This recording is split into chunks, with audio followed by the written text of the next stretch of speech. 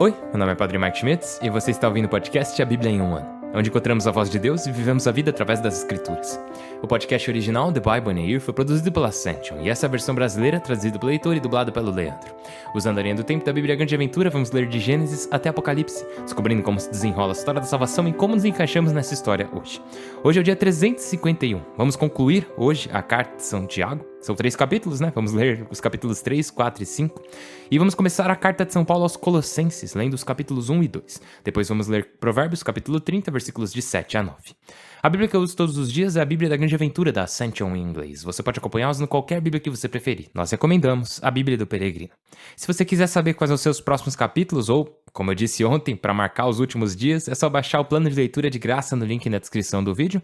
E você pode se inscrever no canal e ativar o sininho, ou não. Ou você pode ver o podcast até o final e lá no último episódio você comentar: haha, eu assisti todos os episódios sem me inscrever. Toma essa, Padre Mike. Ai, tô brincando. Como eu disse, é o dia 351. Vamos ler Tiago, capítulos 3, 4 e 5, e a carta de São Paulo aos Colossenses, capítulos 1 e 2, e por último Provérbios, capítulo 30, versículos de 7 a 9.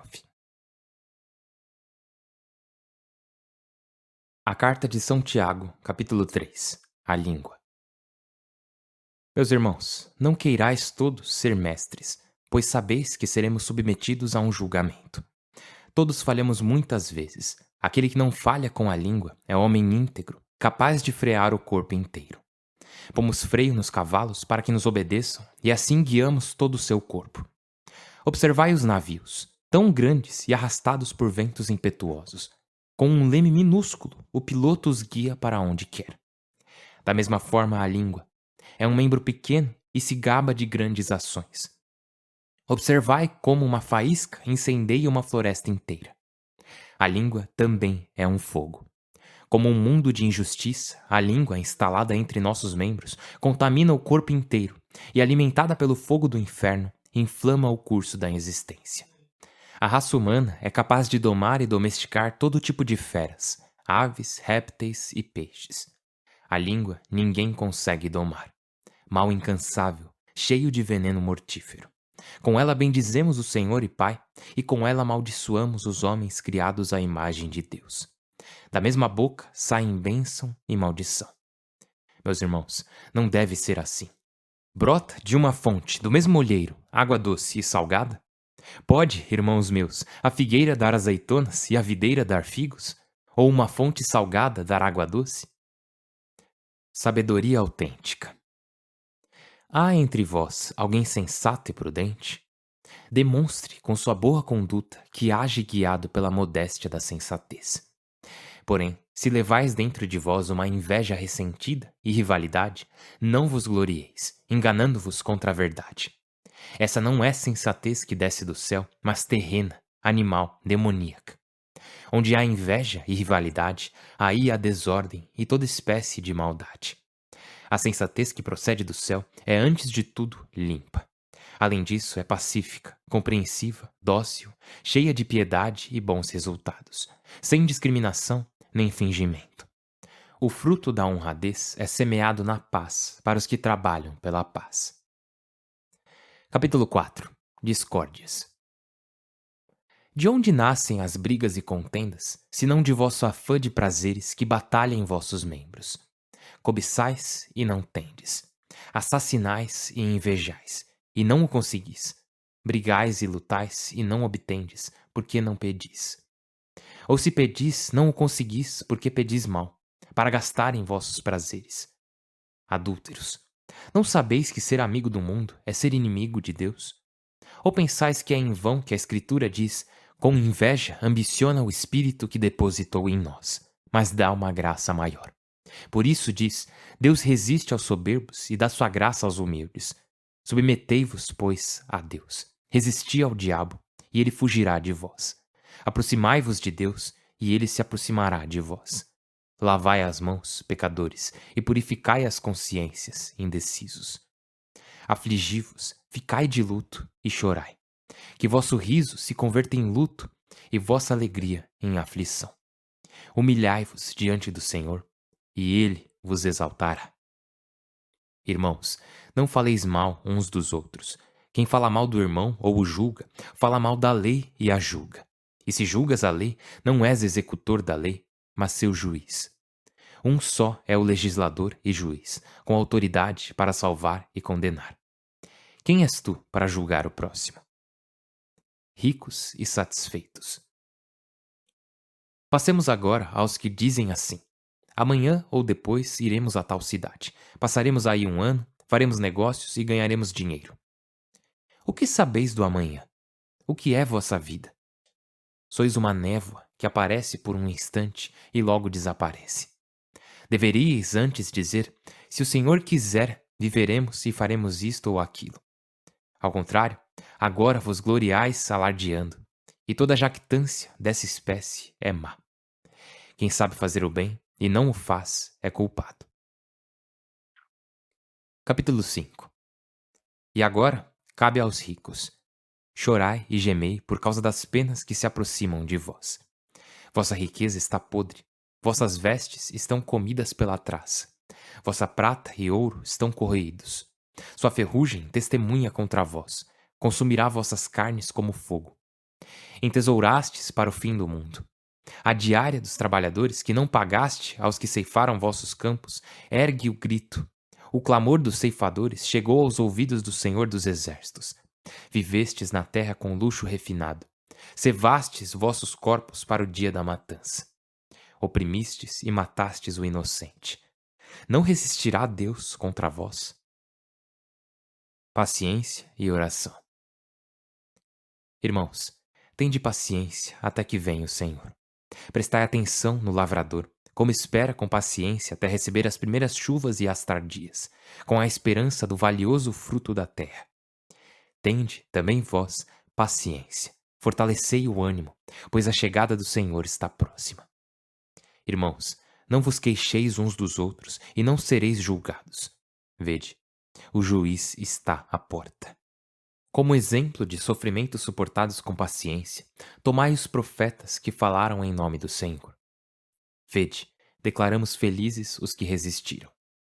Ouvistes falar como Jó resistiu, e conheceis o desfecho que Deus lhe proporcionou, pois o Senhor é compassivo e piedoso. Sobretudo, irmãos, não jureis, nem pelo céu, nem pela terra, nem de outro modo. Vosso sim seja sim, vosso não seja não, e assim não sereis submetidos a julgamento. Alguém de vós sofre? Ore. Alguém está feliz? Cante. Um de vós está doente? Chame os anciãos da comunidade para que rezem por ele e o unjam com azeite, invocando o nome do Senhor. A oração feita com fé curará o doente e o Senhor o fará levantar-se. E se cometeu pecados, serão perdoados. Confessai uns aos outros os pecados, rezai uns pelos outros e vos curareis. Muito pode a oração solícita do justo. Elias era homem frágil como nós. Porém rezou, pedindo que não chovesse, e na terra não choveu por 3 anos e 6 meses. Rezou novamente, e o céu soltou a chuva, e a terra deu seus frutos. Meus irmãos, se alguém de vós se afasta da verdade e outro o reconduz, aquele que converte o pecador do mau caminho salvará sua vida da morte e cobrirá uma multidão de pecados. A Carta de São Paulo aos Colossenses, capítulo 1. De Paulo, apóstolo de Cristo Jesus por vontade de Deus, e do irmão Timóteo, aos consagrados de Colossas, fiéis irmãos em Cristo. Graça e paz a vós da parte de Deus nosso Pai. Ação de graças. Sempre que rezamos por vós, damos graças ao Deus Pai do Senhor nosso Jesus Cristo, porque estamos a par de vossa fé em Cristo Jesus e do amor que tendes por todos os consagrados, fruto da esperança que vos está reservada no céu, da qual ouvistes falar quando vos chegou a mensagem verdadeira da boa notícia. Ela está frutificando e crescendo em todo o mundo, assim como entre vós, desde o dia em que ouvistes falar e conhecestes de fato o favor de Deus. Vós o aprendestes de Epafras, meu querido companheiro de serviço, fiel ministro de Cristo a vosso serviço. Ele me pôs a par do amor que o Espírito vos inspira. A pessoa e a obra de Cristo. Por isso nós, desde que ficamos sabendo, não cessamos de orar por vós, pedindo que sejais cumulados do conhecimento de sua vontade, com toda sabedoria e inteligência espiritual. Que vos comporteis como o Senhor merece, agradecendo-lhe em tudo, dando fruto de boas obras e crescendo no conhecimento de Deus. Que vos fortaleçais inteiramente segundo a força de sua glória, de modo que suporteis tudo com magnanimidade. Que com alegria deis graças ao Pai que vos capacitou a partilhar a sorte dos consagrados no reino da luz. Que vos arrancou do poder das trevas e vos transportou ao reino do seu Filho querido. Por ele obtemos o resgate, o perdão dos pecados.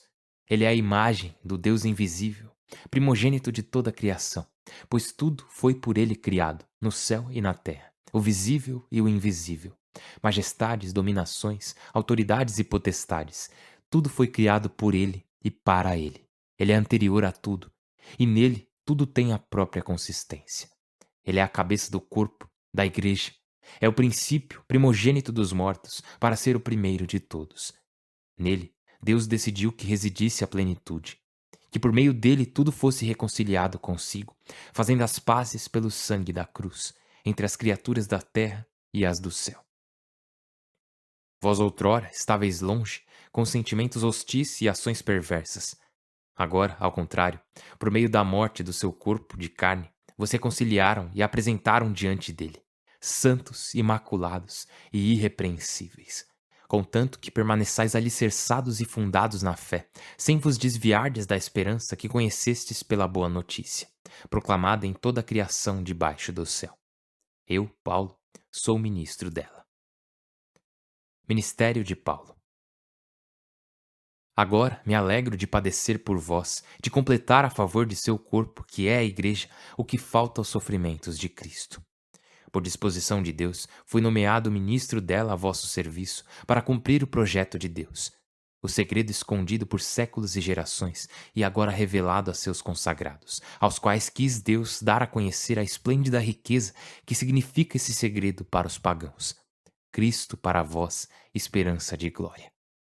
Ele é o que nós anunciamos, admoestando a cada um e ensinando com toda destreza a cada um, para apresentar cada um como cristão perfeito. Para isso, trabalho e luto, com a energia dele que age eficazmente em mim.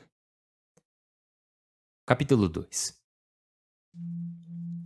Quero que saibais o que tive de lutar por vós e pelos de Laodiceia, e por todos os que não me conhecem pessoalmente, para que se sintam animados e concordes no amor, para que sejam cumulados com todo tipo de riquezas de conhecimento e compreendam o segredo de Deus, que é Cristo. Nele se encerram todos os tesouros do saber e do conhecimento. Digo, para que ninguém vos engane com argumentos capciosos, pois se com o corpo estou ausente, em espírito estou convosco, contente em ver-vos formados e firmes na vossa fé em Cristo. Vida cristã. Assim, pois, já que recebestes Cristo Jesus como Senhor, andai unidos a Ele, enraizados e alicerçados nele, confirmados na fé que vos ensinaram, transbordando em ação de graças. Atenção! Que ninguém vos escravize com especulações, com argumentos xoxos de tradição humana, seguindo os elementos do cosmo e não Jesus Cristo. Pois nele reside corporalmente a plenitude da divindade, e dele recebeis vossa plenitude. Ele é a cabeça de todo comando e poder. Por meio dele fostes circuncidados, não com a circuncisão que os homens praticam, descobrindo a carne do corpo, mas com a circuncisão de Cristo, que consiste em ser sepultados com ele no batismo, em ressuscitar com ele pela fé no poder de Deus, que o ressuscitou da morte. Vós estáveis mortos por vossos pecados e pela incircuncisão carnal. Ele, porém, vos vivificou com ele, perdoando-vos todos os pecados. Cancelou o documento de nossa dívida, com suas cláusulas contra nós, e o anulou, pregando-o consigo na cruz. Despojando autoridades e potestades, as fez desfilar publicamente em sua marcha triunfal. Portanto, que ninguém vos julgue por questões de comida ou bebida, solenidades, festas mensais ou semanais. Tudo isso é sombra do que virá. A realidade pertence a Cristo. Que ninguém vos desqualifique, ninguém dedicado a mortificações e ao culto de anjos, envolvido em visões, inchado sem razão por sua mente carnal. ao invés de agarrar-se à cabeça, da qual todo o corpo, mediante juntas e ligamentos, recebe sustento e coesão e cresce como Deus o faz crescer. Vida nova com Cristo. Se com Cristo morrestes para os elementos do cosmo, por que seguis as normas dos que vivem no mundo? Não pegues, não proves, não toques, coisas destinadas a gastar-se com o uso, seguindo preceitos e ensinamentos humanos. Eles têm a aparência de sensatez, com sua piedade afetada, mortificação e austeridade corporal, mas nada valem, a não ser para satisfazer a sensualidade. O livro de Provérbios, capítulo 30, versículos de 7 a 9. Duas coisas te pedi, não as negues enquanto eu viver. Afasta de mim falsidade e mentira, não me des riqueza nem pobreza, concede-me minha porção de pão. Não aconteça que me sacie e saciado eu te renegue, dizendo, quem é o Senhor? Não aconteça que necessitado eu roube e abuse do nome do meu Deus. Pai do céu, nós te louvamos e te glorificamos. Muito obrigado, Senhor Deus. Que bênção esse dia, Senhor. Que bênção esse dia de hoje. Que é não só ouvir a carta de São Tiago, não só ouvir o começo de Colossenses, mas também essa sabedoria que o Senhor nos transmite no livro de Provérbios. Obrigado por caminhar conosco durante toda a nossa vida, Senhor Deus. Tu nunca nos abandonas. Sabemos que tu sempre estás conosco.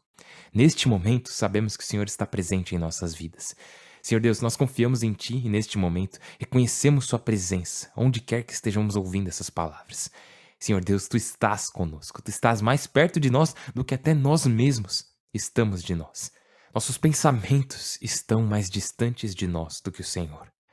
Tu estás mais perto de nós do que o próprio coração que bate em nosso peito, e por isso te agradecemos. Obrigado por estar tão perto de nós, Senhor. Obrigado por estar conosco, mesmo quando não te enxergamos. Mesmo quando não te vemos, o Senhor está lá. O Senhor está aqui. E continuas a trabalhar em nossas vidas. Senhor, nos ajude a nunca nos esquecermos desse fato.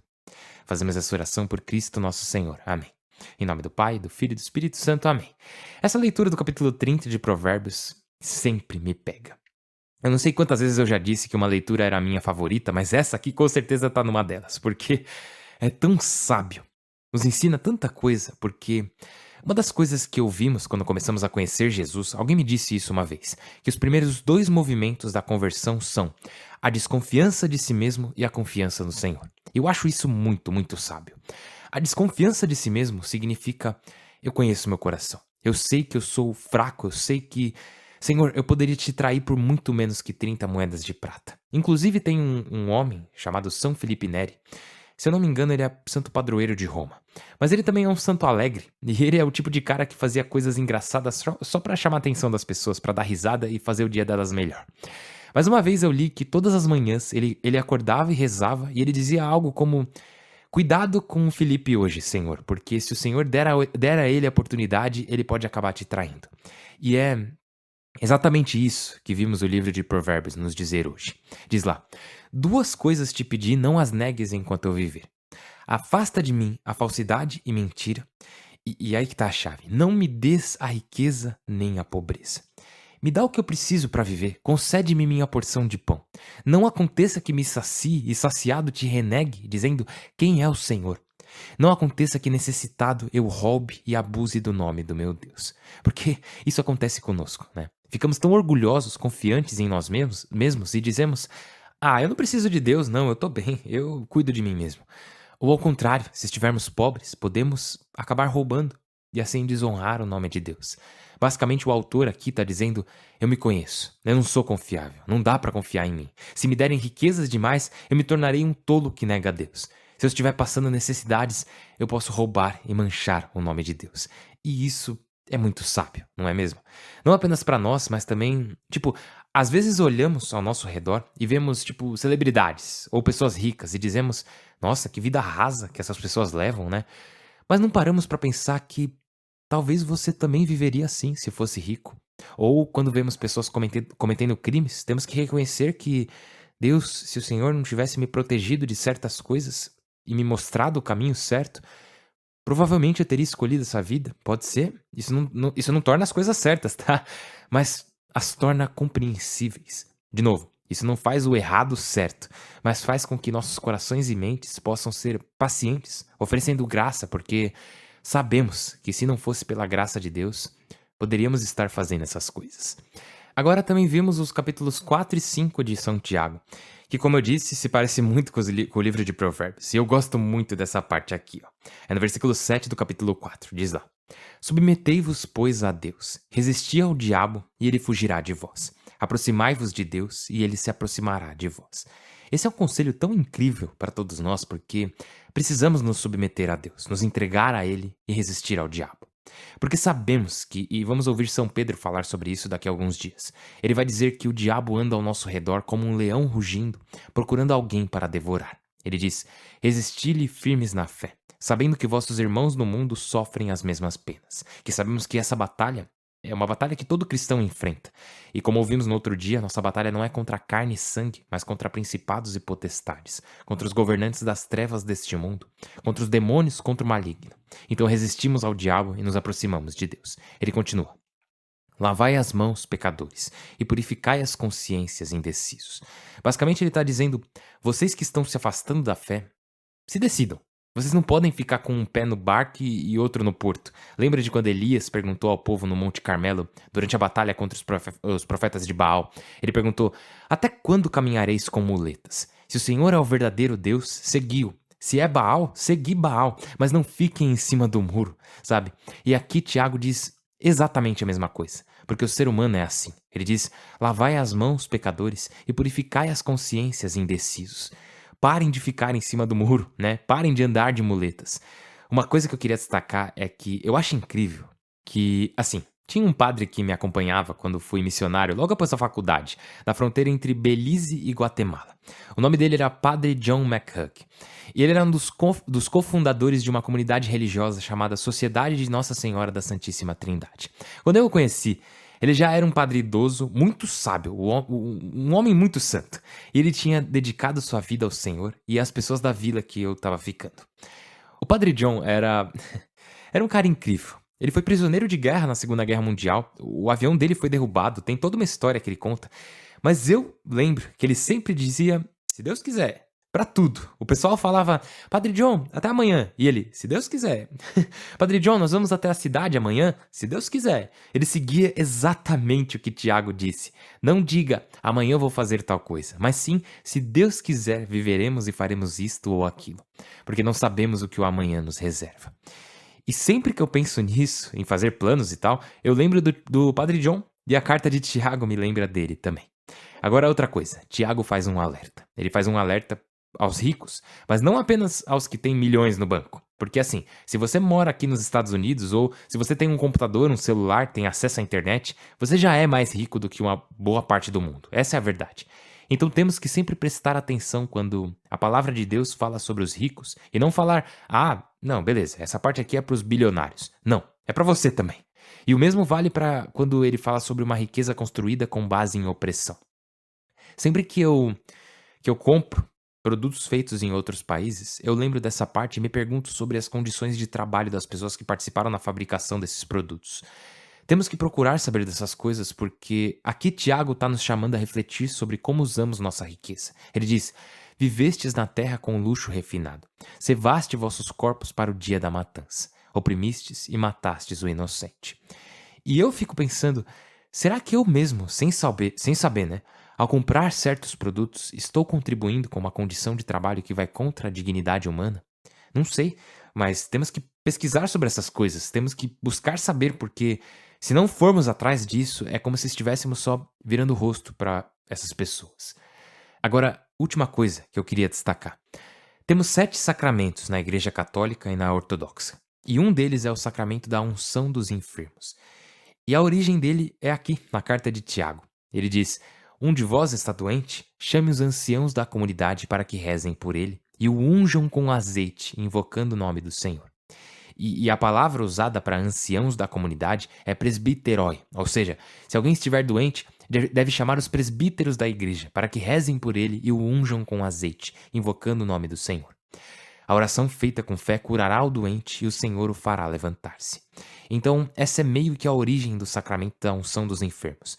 Mas também tem uma conexão com o sacramento da confissão, porque diz que os presbíteros rezarão por ele e seus pecados serão perdoados. Daí diz também: confessai uns aos outros os pecados.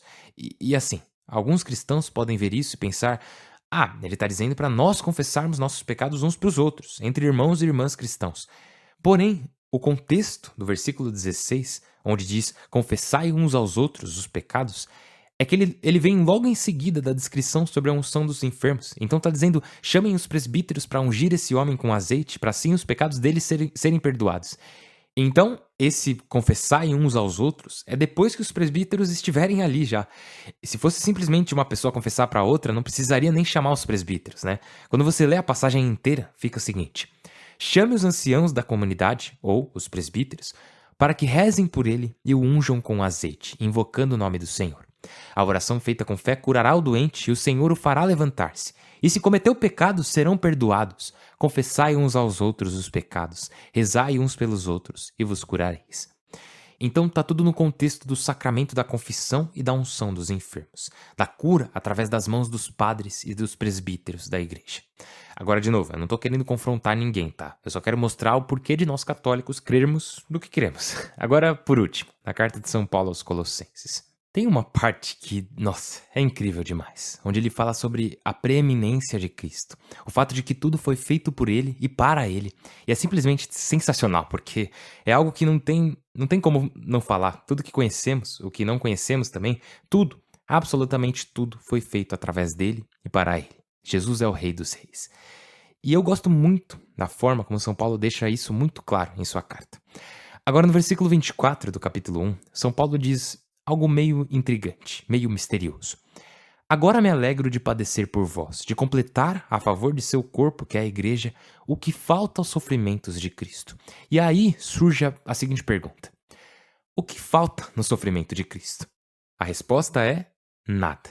O sofrimento de Cristo é suficiente para a nossa redenção. O Papa São João Paulo II falou sobre isso, que não tem nada faltando no sofrimento de Cristo. Mas eu e você podemos participar do trabalho de redenção de Jesus Cristo nesse mundo. Cristo nos convida a participar desse trabalho redentor, nos oferecendo uma partícula de sua cruz para que possamos carregá-la com ele.